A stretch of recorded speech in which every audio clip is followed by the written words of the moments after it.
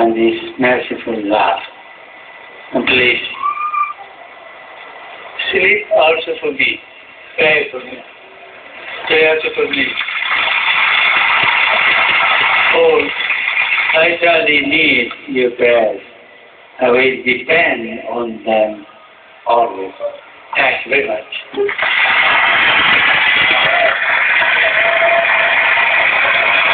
Ang narinig niyo po ay ang reflection ni Pope Francis sa Gospel ngayong hapon. Nagsalita siya sa sarili niyang wika para mas masabi niya ng maayos ang mensaheng gusto niyang iparating sa mga dumalo sa patitipon. Ang sabi ni Pope Francis, importante ang mangarap dahil kapag nawala ito, mawawala rin ang kapasidad ng isang taong magmahal. Kaya mahalaga ang mangarap kasama ang pamilya. Biro pa niya, para di raw mawala ang kapasidad ng isang tao na magmahal, balikan yung nararamdaman para sa kanilang mga nobyo-nobya. Dagdag niya, sa ating pamilya tayo unang matutong o natutong magdasal. Sinabi rin ni Pope Francis na kinakausap tayo ng Diyos kahit abala tayo sa iba't ibang gawain. Kaya mahalaga rin anya ang pahinga sa kalusugan na pangkatawan at espiritual.